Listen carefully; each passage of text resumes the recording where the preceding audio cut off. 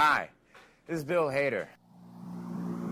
1, 2, 3, 4.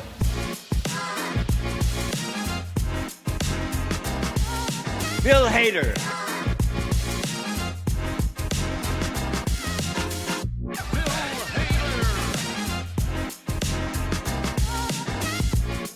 Bill Hader.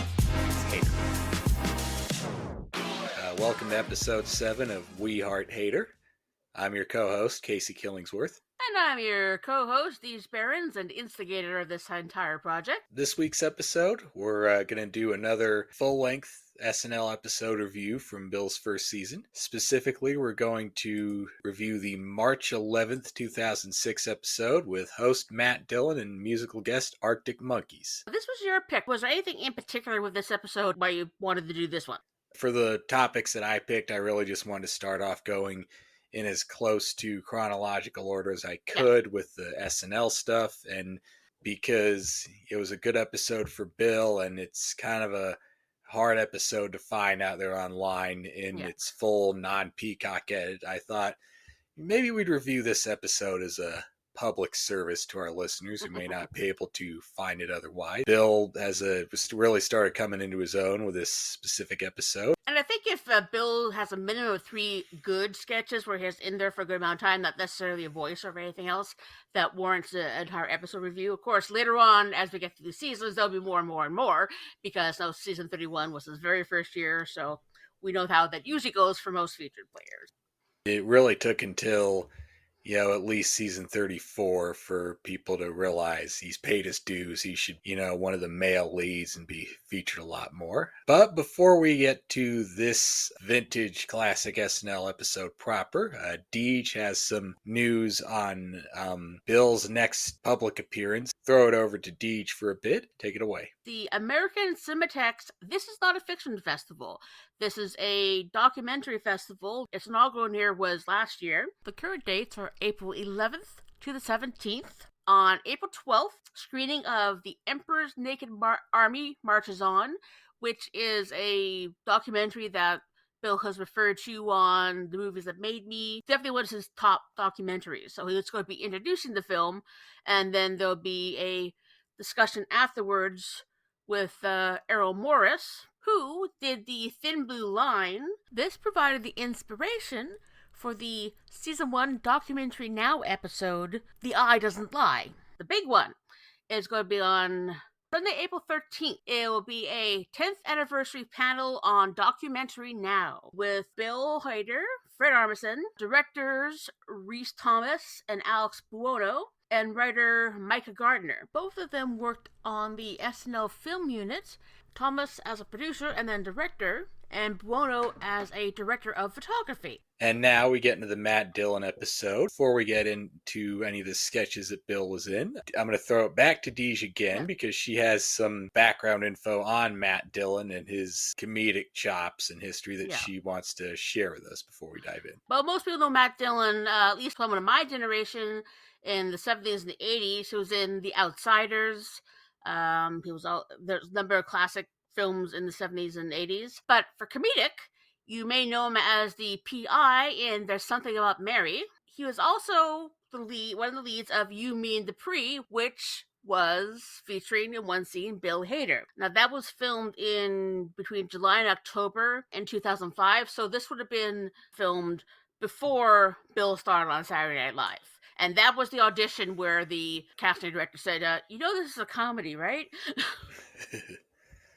But yeah, he does have some comedic chops, but I think with this episode, been nominated for an Academy Award for Crash. He does have some, I remember there's a lot of good reviews on his performance in Something About Mary. So comedic chops, he definitely has them, but drama, definitely. With that, let's march on into this episode. Nice segue there, man. Yeah, completely unintentional. I'm shocked I came up with that with my brain being as fried as it is from my first day at a new job. So, yay! To get started with this episode, start with Bill's sketches that he was in order of appearance and work our way down. His first appearance in this episode was in the Sports Center sketch where Seth Meyers is Dan Patrick and Vanessa Mitchell is Stuart Scott. Booyah! they're doing a special sports center on the steroids and baseball scandal. They interview Barry Bonds, played by Kenan Thompson, giant rubber fake hands that are bigger than his head, and Bonds' personal trainer, Greg Anderson, who Matt Dillon plays, and he wears plenty of makeup. And Yeah, Andy, he be thick. yeah, like a real life Stan Smith American Dad jawline going on there. And we also get some commentary from the San Francisco Giants mascot, Lou the Seal, the voice of Andy Samberg, but I guess you could tell by those like Swedish chef hand movements that that's him in that suit. And at the very end, Bill's appearance is just as his quote unquote trainer injecting him in the ass with steroids. Even the Seal mascot takes steroids.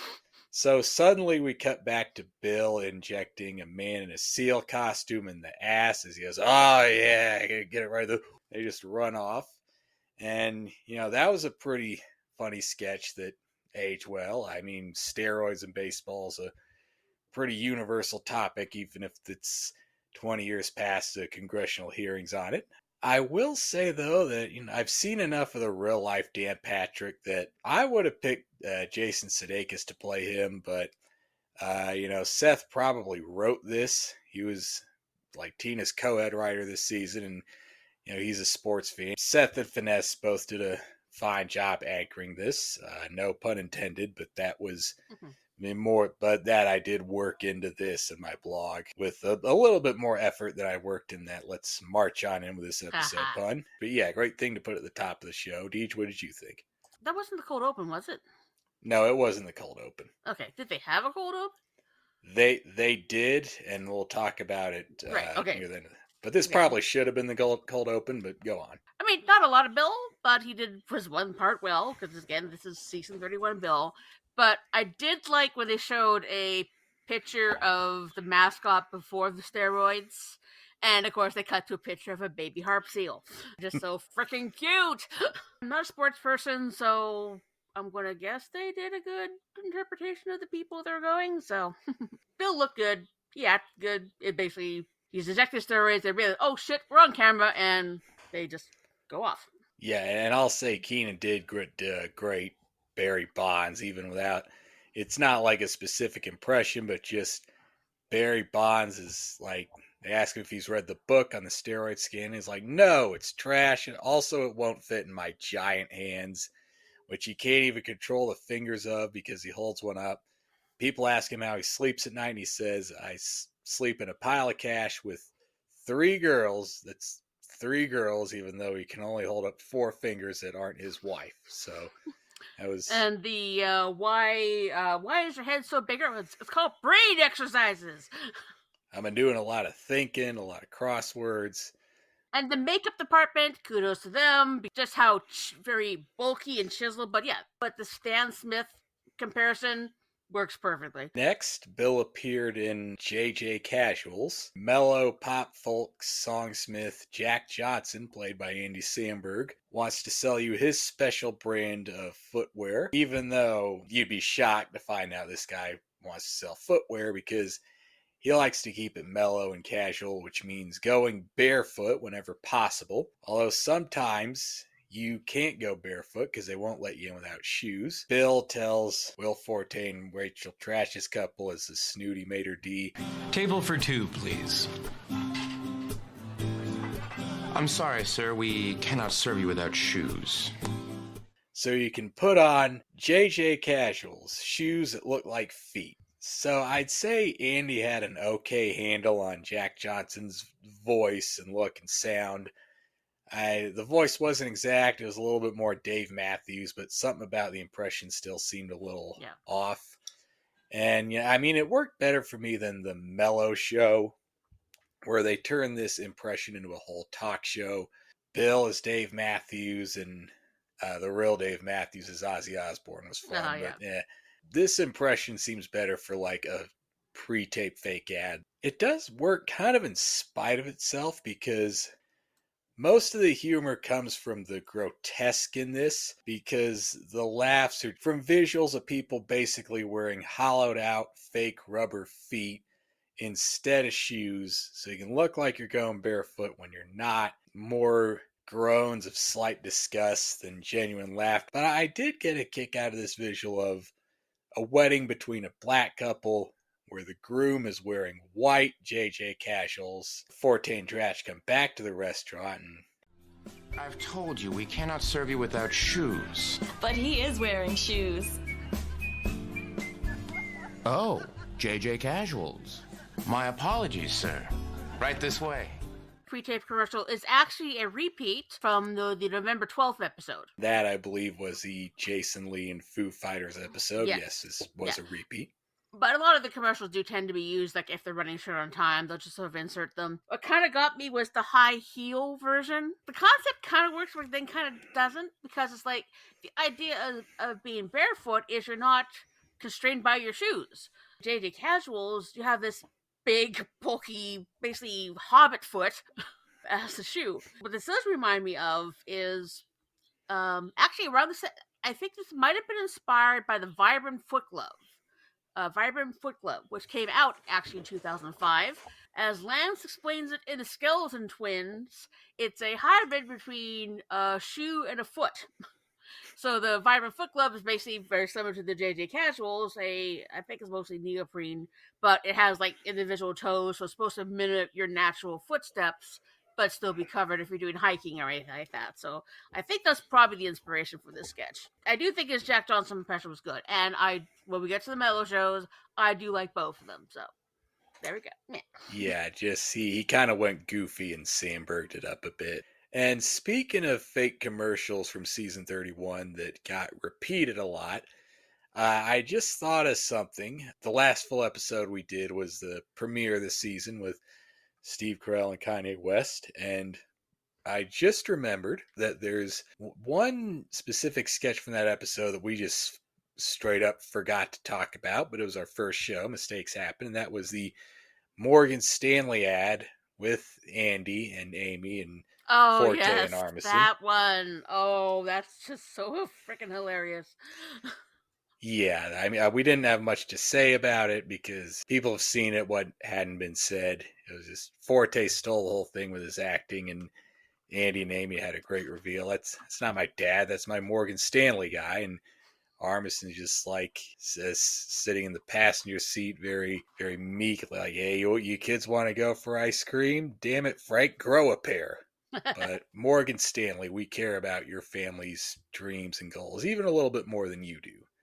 So, in case we didn't get a chance to talk about that in a future episode where it might have been rerun in season 31, I just thought I'd throw that in there. This next sketch is a deep cut, but it's very near and dear to our hearts, obviously. It's the Joplin Alive podcast, hosted by childhood best friends growing up, Brendan Curran, played by Jason Sudeikis, and Lane Singleton, played by Bill Hader, hosting Joplin, Missouri's only video podcast live from...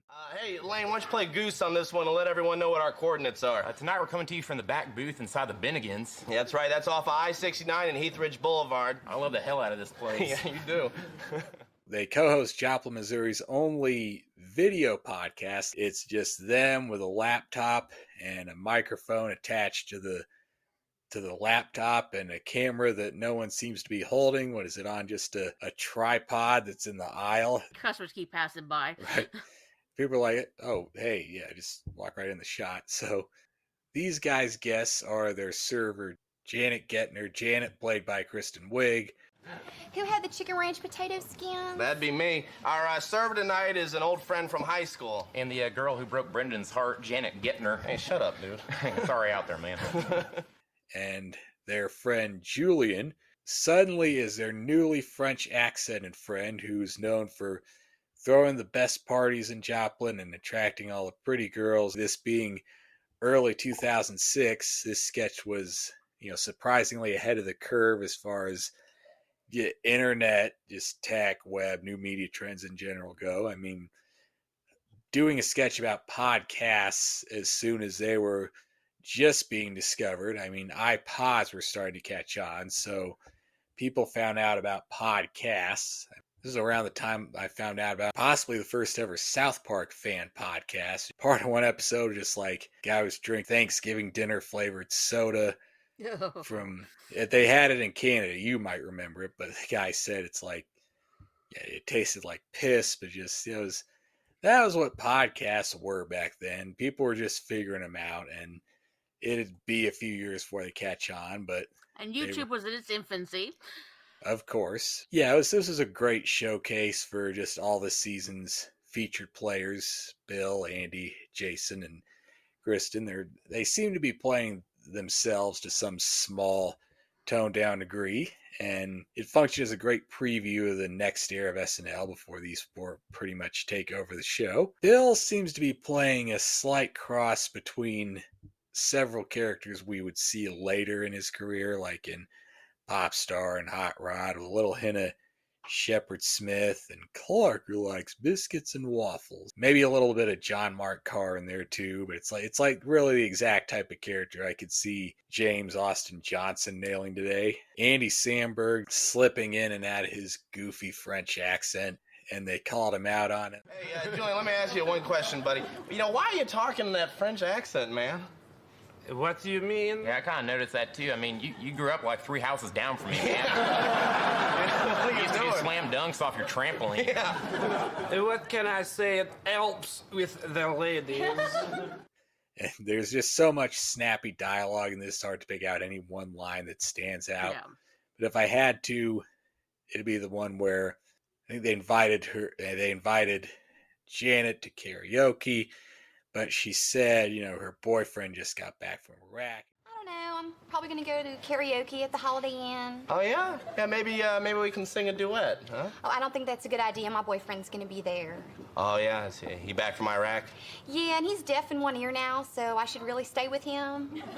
Yeah, I gotta respect that. Oh, excuse me, sir. Yeah. Oh, well. I mean, I can maybe make out with you sometime. I just don't want to sing a duet with another man in front of him, because that'd just be rude. Lane Singleton, Bill's character, said, dude, she's a real chatterbox. She needs no one to rein it in. I mean, come on, her boyfriend's lost his hearing. He's dead. That's probably the best thing that ever happened to him. And that got some crowd reaction. They got some whoas. Normally I wouldn't be too crazy about the idea of Janet immediately going for Julian, even after telling Brendan that she had a boyfriend. This sketch had so much more going for it than that. So this was an underrated deep cut that I loved, and it's great to get to revisit it. And I do wonder how. So the title of this cast is Joplin Alive, set in Joplin, Missouri, and we do see a reference to a town named Joplin in Barry. It's a recurring theme in Bill Hader's work. So I do wonder how the specific town of Joplin, Missouri is significant in Bill Hader's life, since it appears as in this sketch. And Barry, maybe some major events in his life or childhood happened there that he wanted to use in future scripts. Maybe he was secretly hoping that this sketch would take off on SNL and be one of his first recurring hits, like the next Wayne's World or the next Jared's Room. Maybe he snuck Joplin into Barry as a way of making it up to himself that Joplin Alive didn't quite take off on SNL the way he hoped. And boy, I bet Bill would have never guessed that podcasts in general would just take off so much that there would be one solely dedicated to him nearly 2 decades from the moment this sketch aired. Well, I'm pretty sure probably Joplin was just because it's a general kind of Midwestern state town. Growing up in Oklahoma, which has Kansas on top of it, the Missouri next to Kansas, and then Arkansas below, so it's in his general frame of reference area. A couple notes I found at the SNL archive because you notice that there's no host in this sketch. Apparently, Matt Dillon did do the Andy Samberg character in Dress, but Andy ended up doing the one on air. Although Bill Hader's character is introduced as Lane, for some reason everyone refers to him as Eric. And I believe the reason for that is, this is the one I call Proto Dave, who is his character in Hot Rod. Very much underrated classic film. And It was based on his friend Eric from high school, which also begot the one scene in there of Dave getting high on acid and using his bench grinder, getting a piece of metal stuck in his eye. Probably during the development of this, they mentioned that, okay, I'm going to slightly base this on Eric, so that's probably how the Eric name came in. Although I don't think he had to do hair extensions for this one. When he did Hot Rod, they actually sewed in extensions, but this was just basically a big ponytail wig. He also uses the phrase Jeezy Creasy. Eric, did you have the Southwest egg rolls? Hells yeah, I did. They come in that sweet pineapple pepper cream sauce. You love that stuff. Jeezy, crazy. I'd eat my own hand if it was covered in that sauce. This was later used in the Vincent Price Halloween sketch from season 34, episode 6. Please, James Family Show. Understood. Say, where are the whores? Jeezy, greasy, James. Probably some sort of local Oklahoma exclamation that is used a few times, even in real life. Our next sketch that Bill appeared in after this was one that we already talked about in a previous episode. It's Vincent Price's 1961 St. Patrick's Day special. We got Bill as Vincent Price. We got Daryl Hammond as Don Knotts in his Barney Fife, Andy Griffith era. We also get Kristen Wiig as Katharine Hepburn and Matt Dillon as Rod Serling, putting him down to his face. That was a good part. Kristen Wiig does a great Katharine Hepburn without stealing too much focus or hamming it up. And I'll say, with this episode, he had done Vincent Price for the second time. So this episode marks the point where Bill officially landed his first reoccurring character / impression on SNL. So good for him. He's finally making it. Surprisingly, this sketch is in the Peacock edit of this episode. I watched both the Peacock episode and the full-length edit that's out there. As I mentioned in our Vincent Price episode, my favorite part was the interaction between Price and Rod Serling. Yep, it's still an early formative sketch, but a good one, an underrated one nonetheless. And next we're going to move on to the relaxation tape, where Bill just plays kind of a straight man, like a producer, sound guy, just directing it.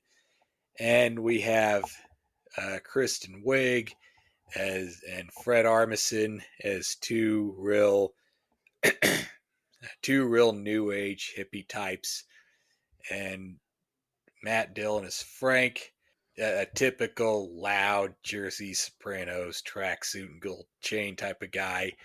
And I find it kind of ironic that Bill's playing the straight role in this, where Matt Dillon is playing the type of role that Hader and Armisen would make meals out of starting the next season after this. Yep. But, they hadn't quite broken out yet, so they had to cede the gag roles to the host. So Frank is fired from this relaxation tape. Okay, whenever you guys are ready, I'm just gonna roll. Okay, great. Inner Harmony relaxation tape, take 1.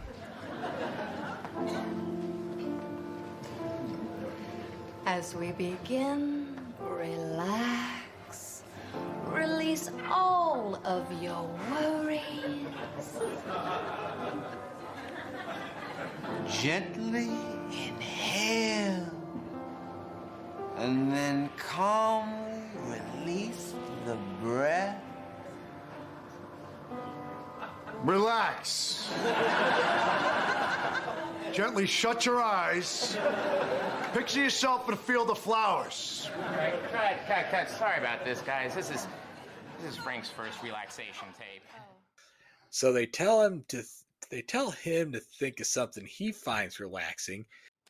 Okay, I'm still rolling.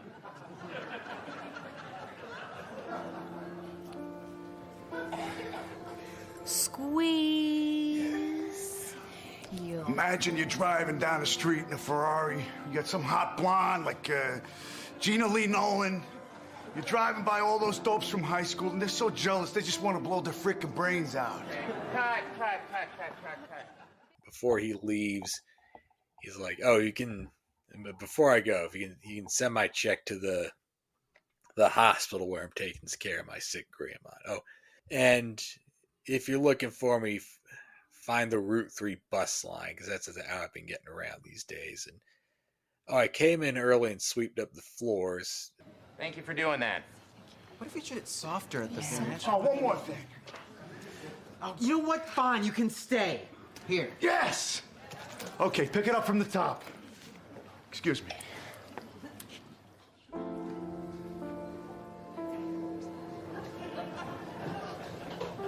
Feel how satisfying it is to breathe into your full capacity. Calm down already. What's wrong with you? Lay down on the carpet now! I mean, yeah, it was well acted. Even Matt Dillon played his character well. It had a decent enough premise that they didn't build on quite enough. I mean, no one could really lean into it because the writing wasn't quite there yet. But still a good sketch and a good episode. What did you think, Deej? Well, the one thing I noticed immediately when Bill came on was this really big, thick hoop earring. Yeah, that you have to kind of look for. It's hard to miss, but you got to pay attention. Yeah, but no, he's definitely played kind of director roles before. You definitely got the relaxation versus the hardcore thing going on. There's actually a sketch in the future in the September 24th, 2013 episode with Kevin Hart hosting when they're doing a Dove chocolate commercial. Vanessa Bayer doing the bubble baths, doing all this, and they just went bubble baths. So I'm pretty sure that's kind of an inspiration for this eventually, or it could be other connected. Who knows? But it does remind me very much of that. But yeah, maybe it went on a little long. But of course, at the end, what he's trying to do is basically, I'm good. Okay, I don't want to go. I need the money, so I'm going to try and build up sympathy till they finally just give in. And I've seen some people say that Kevin Hart sketch reminded them of the Chippendale sketch with Chris Farley. People are calling that out as self-plagiarism without any awareness how dumb they made that sound, because two people are trying out for the job. One's perfect. One's clearly not the worst person for this job. But the two people making the decisions are like, I still can't decide. We see him again. So that's very thematically similar if you dig deep, but just not a complete ripoff. Like, didn't even think of the Farley one, but that one's a more physical comedy. This is more verbal comedy. Bill's also in our final sketch of the night. Another really underrated deep cut, near perfect 10-1. And the funniest thing in the episode, the Chico Brothers Unicornery in... Yes, my favorite Jersey Bill. Yeah, it's. I wouldn't quite say this is Jersey Bill. They say the address is in Passaic, New Jersey, and yet, well, their wardrobe seems to scream like 80s versions of the Californians or very poor man's Miami Vice, but yet the voices are like very Chicago, Wisconsin, Midwestern. Like, hey, look at that bag of crap there. Look at this idiot. Or this dum-dum. It's Matt Dillon and Bill Hader, or Davey and Little Mikey DeChico, and they want to sell these unicorns here. And fast-talking, medium pressure, but they're touting these unicorns' magical abilities. Unicorns! Unicorns! Unicorns! That's right, people. Here at the Chico Brothers Unicornery, we're up to our asses in unicorns. Ain't that right, Davey? Hey, friggin' man, that's right, little Mikey. We got brand new shipment of these magical little bastards, and they're selling like hotcakes. Look at this idiot.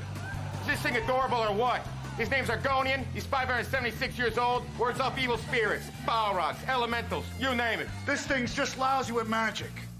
You got your aberrations, you got your transmutations, you got your necromancy, and look at the horn. It's friggin' ridiculous. What about this dum-dum? This here's Pantaclair. He's from the enchanted Isle of Winfindel. And you know what the best part is about this little freak show? What's that, Davey? Is he don't gotta eat because he calls his strength from the dreams of children. How do you like them apples? My daughter's got 3 of these stupid things. Can't get enough of them. But it keeps her happy, so I don't give a crap.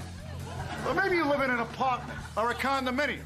Maybe you don't eat this much unicorn. Boom! The mini unicorn. Look at this bag of donuts.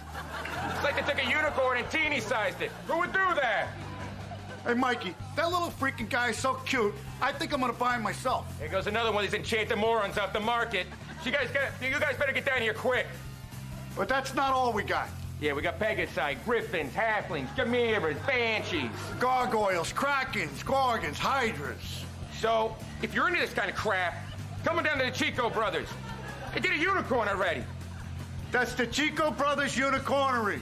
We got a unicorn with your name on it. The Chico Brothers Unicornery off Route 13 in Passaic, New Jersey. When they got to the end, when they had a Shetland pony with a horn on it, it's like a teeny unicorn advertising these 600-year-old full-size unicorns that can ward off spells and do all these magical things. They got all these other things like griffins, and then another great line with a second regular-size unicorn is when Bill says, "Yeah, my daughter's got 3 of these stupid things. Yeah, she can't get enough for me to keep her happy, so I don't give a crap." and that was brilliant. So I'll let you say a little bit more about it, Deej. Yeah. Well, I would disagree with you on the voice. That is definitely Jersey. Yes, there are kind of similarities with the Chicago accent in some ways, with a lot of basically hard consonants. I study accents, so that's something I find in my own acting.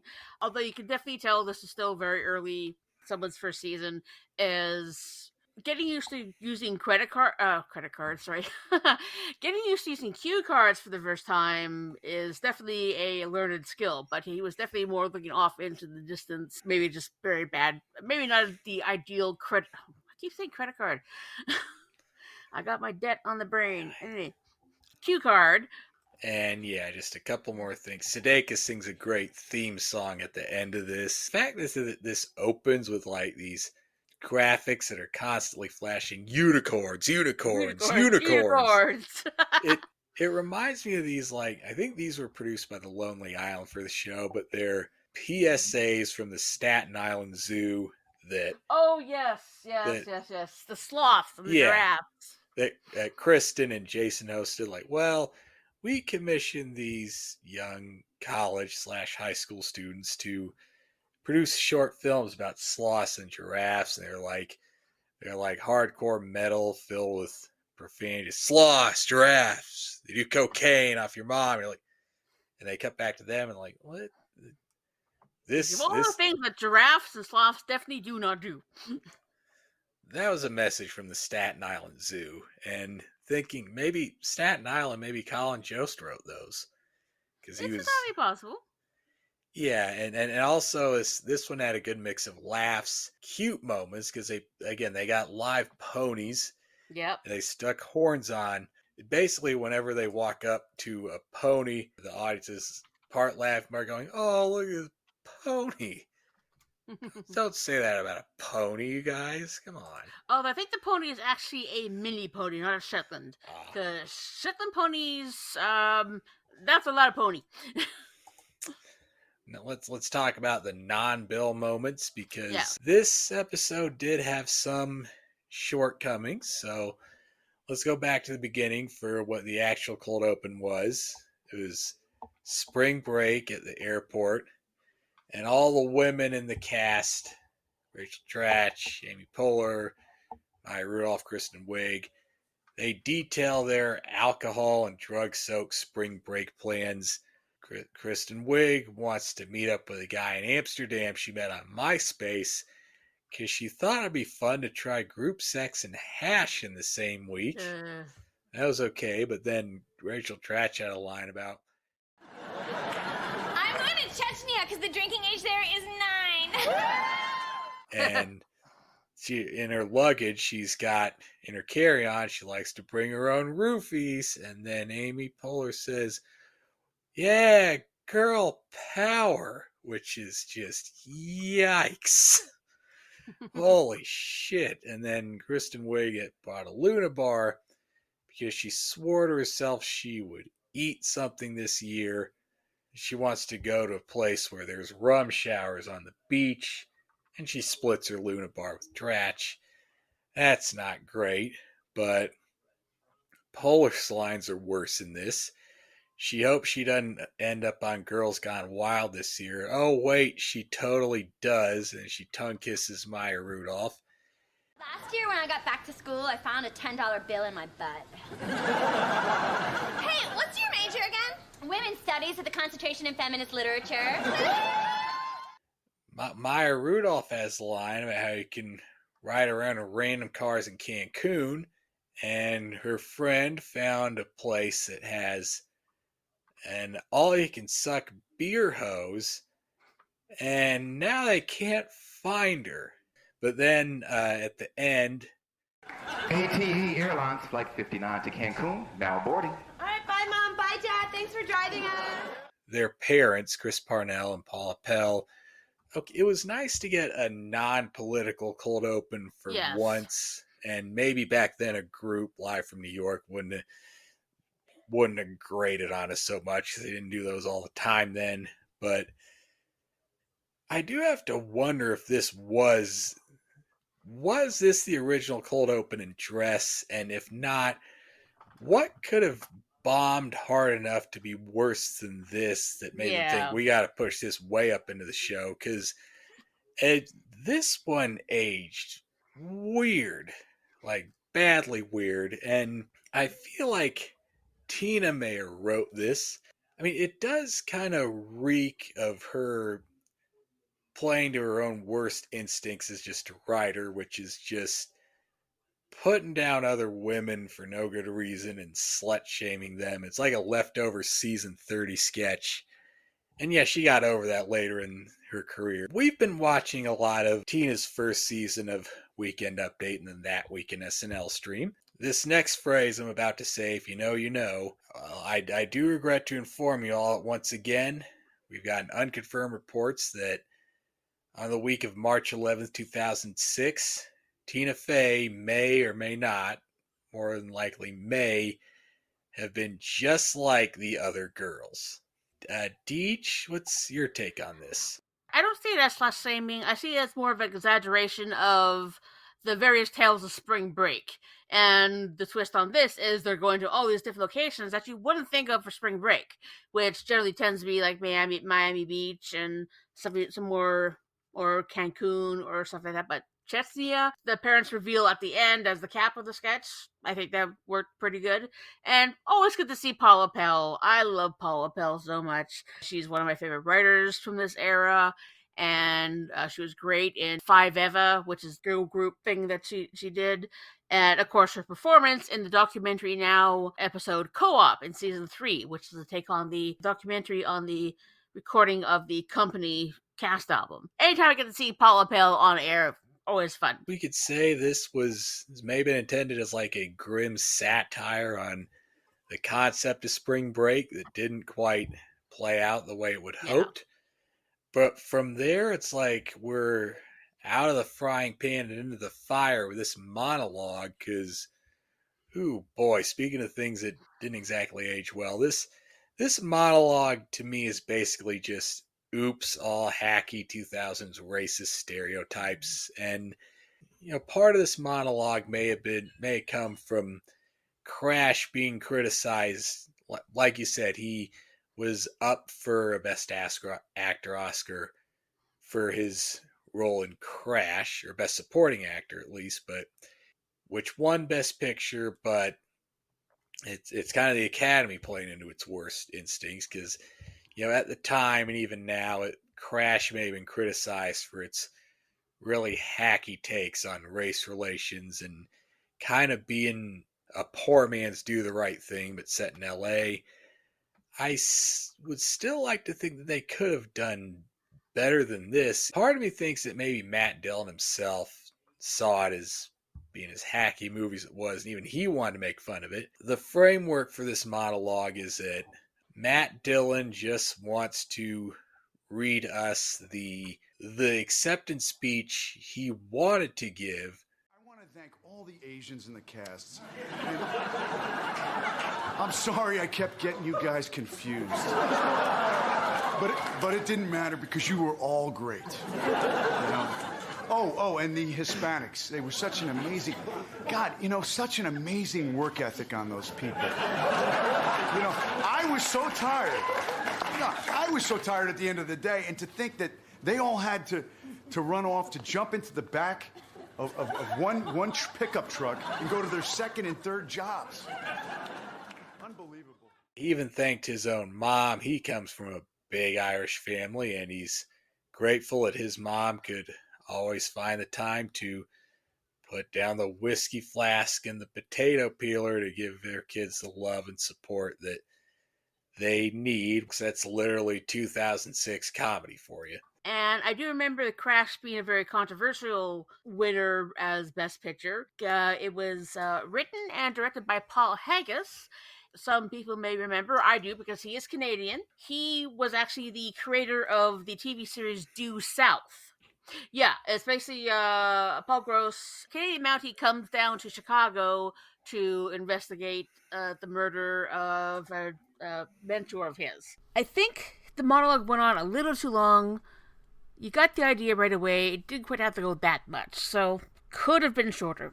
If you weren't around in 05, 06, and you may not remember the reaction to Crash winning Best Picture.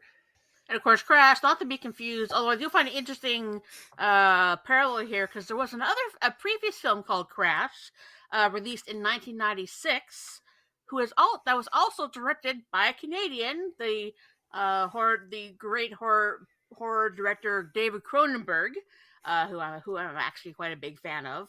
Although that one had a completely different plot altogether. Basically, people getting turned on by having intercourse after car crashes. But I just found it interesting that they're both directed by Canadians. So, because, I'm a very, very proud Canadian. Yeah, whenever you mention the word Cronenberg, you don't really have to say out loud that this was different from anything ever made. That goes with the territory. Yeah, Videodrome still lives rent-free in the back of my head. Okay, so let's just plow through the rest of this episode. Next, we got PrisonMate.net, run by Dr. L.M. Fontaine, Finesse Mitchell, who wants to find you the inmate of your dreams, which is just a brief eHarmony spoof. Kind of reminded me of the ones Mad TV would do. A lot of sketch shows and comedy shows would do eHarmony spoofs. This was among them. There were testimonials from Tratch and Wigan Polar, which was okay. I mean, I'm not sure Finesse or even Keenan would be the right pitchman for this. They're both too obvious, but Finesse made it this own, and it might be a bit too cliche and on brand for us to say, but this really could have used people like guys like Hader and Forte and maybe Seth playing 2 or 3 random prisoners, but I did get a kick out of seeing, I think it was Brian Tucker dressed as Hannibal Lecter, but this is a pretty short filler ad, not much to this. Deej, you have anything you want to say here? It was a running sketch on Mad TV, was Lowered Expectations. Yeah, I remember that, the 90s eHarmony. Looking back on it, not exactly flattering to the people it was portraying. But yeah, it was okay. It was cute. It made sense. Next is this episode's requisite digital short, The Doppelganger. So we get Seth Meyers, Will Forte, and Andy Samberg, who are just, eating their lunch break out. Like they're near a fountain, but just probably just out in the 30 Rock where people come in and out, and they're like, oh my God. That guy over there totally looks like you, Will. What? Where? Over there on the bench. That guy? No way. He doesn't look like me. Doesn't that look like him? It looks like you. I mean, you have to imagine it without the mustache, but he's a dead ringer. Okay, I guess so. That's pretty good. All right, well, this is fun. Let's look for Andy's doppelganger. That guy right there is a dead ringer for Andy, and it's just Horatio Sands is a slovenly homeless man with big red gloves, and that guy doesn't look like me. Just picture him without the gloves. No, what about that guy? It's literally just Andy with a green bandana around his neck. Let's picture him without the bandana. No, that doesn't look anything like you. So he just goes up to him, takes off. How about now? Now I can't tell them apart. Which one's Andy? You gotta be kidding me! I don't know which one to shoot. What? Why are you gonna shoot anyone? Wait, we can ask him something that only Andy knows. Andy, what do you think about sandwiches? I love them. Andy does love sandwiches. Everyone loves sandwiches. You're right. Take the shot. Don't take the shot. Take the shot! Oh, well, we got the wrong guy, but well, let's get back to work, bozo. Yeah. And it kind of reminds me of Please Don't Destroy Stuff Now. Just a very simple premise that works because it's pre-taped and they heighten it and escalate it more. And yeah, it's fun revisiting these lower key, small, observational, more sketch-like, non-music video digital shorts from at least Andy's first season. Yeah, it played very nicely on the which one's the double, which one's the not double. This is their very early evolution of doing digital shorts at SNL. Good concept, good play on the trope. Brings to mind another feature digital short where they do Stomp, and they end up killing Blue Man Group, thinking that they're aliens. So it didn't overstay its welcome. But as they say, this is not Criterion Collection. Of course. The next sketch is the two a-holes at a travel agency. And Matt Dillon's a travel agent they frustrate because they can't focus on choosing a vacation destination. It was a typical two a-hole silliness. It was silly enough without being too frustrating. Dillon held his own, but he wasn't the greatest foil. He didn't get too into it, played a little too low-key and composed compared to other hosts. I want to go to Europe. You guys know where Europe is? Yes, we know where Europe is. Did you have some place specific that you wanted to go? Some place specific in mind? Yeah, what do you think, babe? I want to drive there. Yeah, we want to do that. You can't drive to Europe. I can if I drive a boat. So you want to rent a boat and drive it to Europe? What street are we on? Yeah, where are we? Look, why don't you two think about this some more, and when you narrow it down to a few places, come back, okay? The absolute height of this was when they said, we figure out where we want to go. We want to go to Hogwarts. You can't go to Hogwarts. It's not real. Oh, yeah, you got to wait till summer when the wizards are out of school. And then Kristen Wiig's like, well, we figured out where we want to go for real. We want to go there. And she points to a photo behind. Ma'am, that's a poster of an airplane. I know. I want to go there. Yeah, we'll go there. How much? Get out. Get the hell out of here. They're closing, babe. Can you rub my shoulders? I slept weird. Yeah, you guys do back rubs here? Leave!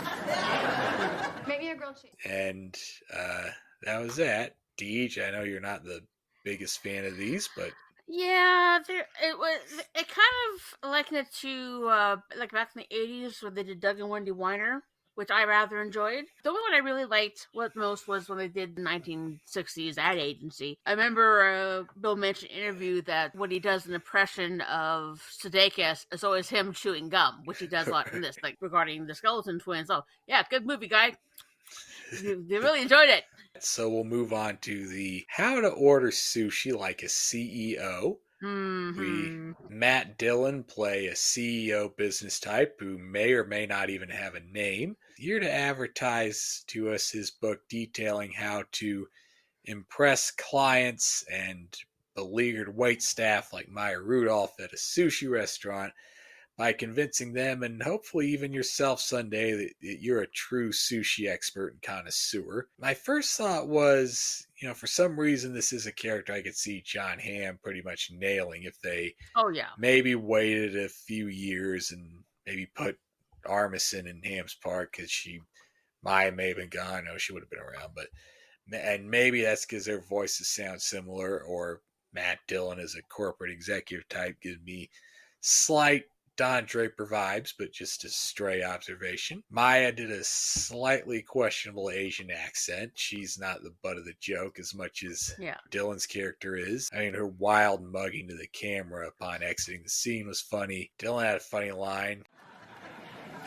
There's nothing I love more, except mid-morning fellatio,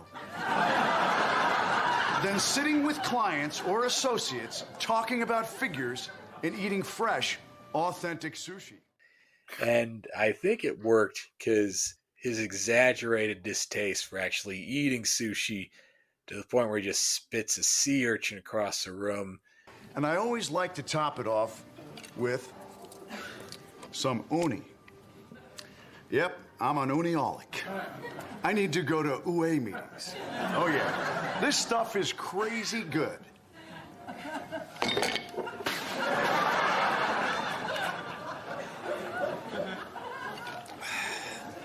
Phenomenal. It's played well enough to just dovetail well with the gag and the premise of this without being too over the top enough to ruin it. Deej, what did you think? He was definitely playing, as Maya's waitress calls him, Mr. Douche. Anything else, Mr. Douche? Apparently, that's my last name in Japanese. He didn't actually write the book. He paid someone to write it for him. And he definitely does deserve the title of Mr. Douche, as he keeps saying, well, if you call something this, you're an idiot.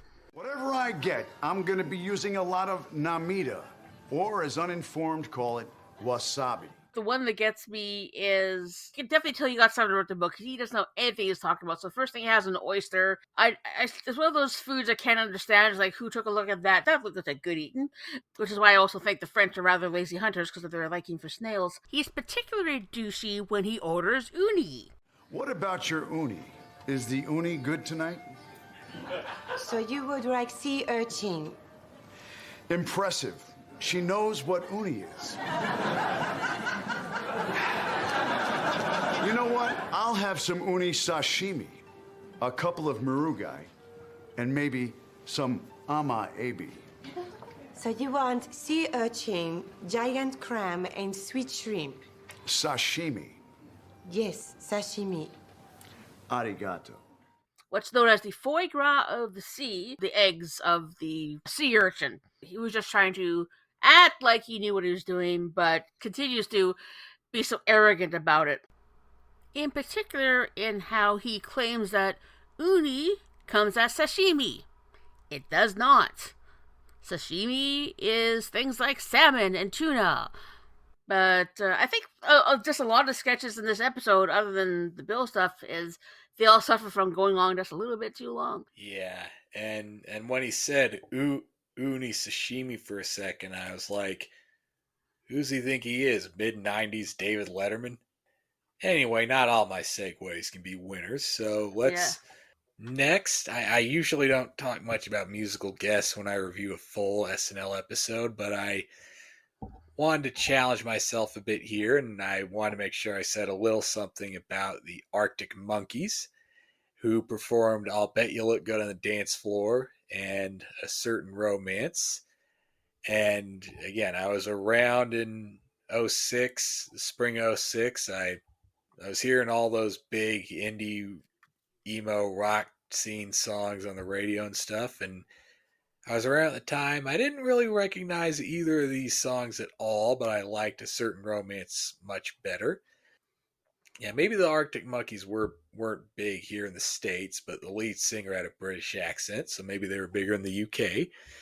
Overall, I'd say these guys looked and sounded so much like a poor man's version of the Strokes. It's like they got on the lo-fi garage rock train about 5 years too late and weren't quite noticing that, trends in 2000s indie rock were starting to move on and maybe soften a bit. I did like the lead singer suddenly saying that man was yawning out of nowhere. I'm assuming that wasn't an actual lyric, and I did get a kick out of the bassist just stopping himself short or smashing his guitar through the amp like the Who. Is like, just kidding, guys. So that's my thoughts on the Arctic Monkeys. Deej, I am thoughtless on the Arctic Monkeys. I have some thoughts on Weekend Update. Yes. Tina's first joke right out of the gate, again, seems like she is just like the other girls this week. Tina's first joke was about an abortion ban being passed in South Dakota. Again, eerily prescient to today. Because of this... As a result, South Dakota is changing its motto from "Under God the People Rule" to "You should have thought about that before prom." Later on, there's another joke about they were almost going to ban the sale of birth control over the counter at Walmart. Walmart said it will reverse its earlier policy and stock emergency contraception pills in all of its pharmacies starting March 20th.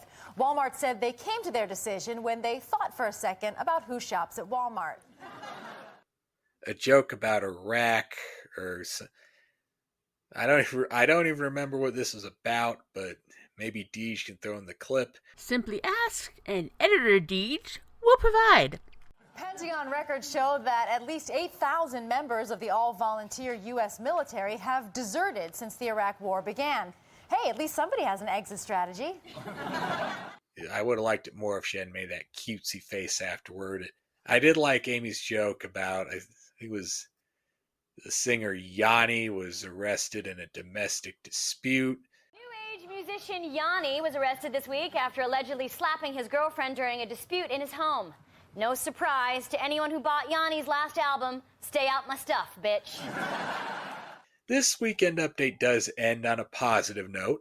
Ah, yes. My favorite. It's no wonder that this was the only part of this update that made it the Peacock edit. Will Forte is a guest who's here to sing a song detailing how to better understand the Iraqi conflict by telling Sunnis, Shias, and Kurds are apart from each other. With this one, if you'll indulge me, I feel the need just to play the entire thing. Have a listen.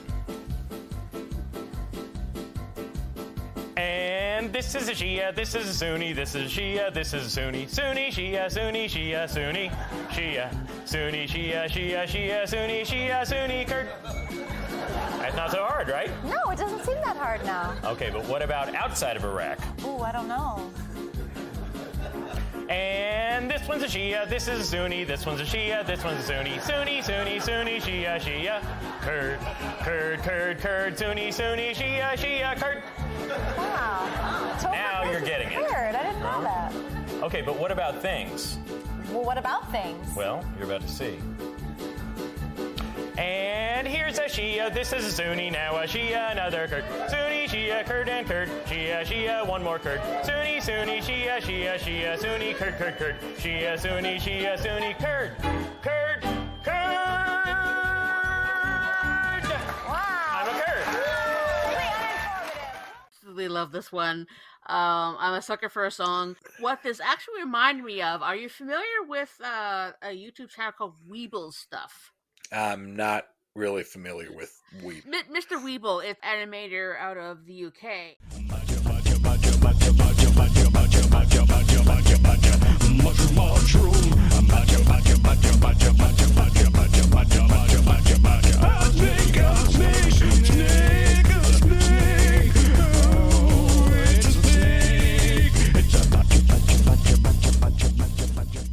Just hilarious.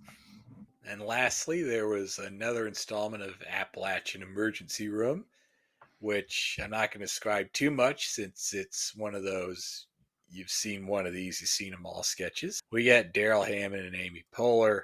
Percy and Nettie Bow Dance.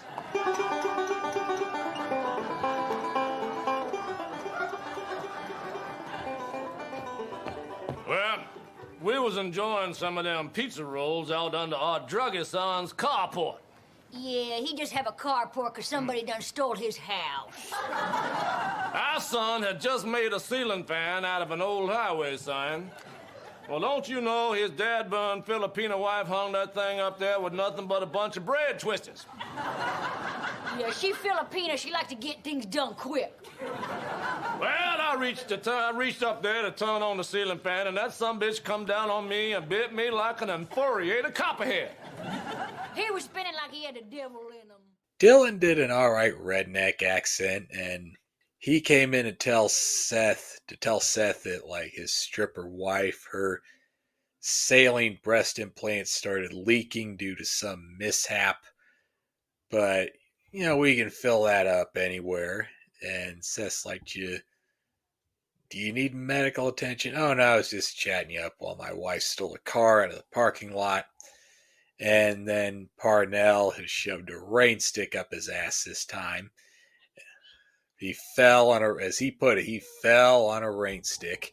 And of course, Tyler, who always finds himself in unique circumstances with various objects, various parts of him going into other things, or in this case, things going into him. I had just put a whole mess of Miracle Whip on my feet to soften my calluses when I was admiring a rain stick at a Native American knick-knack shop. Well, don't you know, an old blind lady came whizzing around the corner, and a frog jumped out of her wicker purse and scared me so hard I ran in place for 30 seconds before falling dookie maker flat onto that rain stick. The gag with him being through the headset and you hear the rain stick.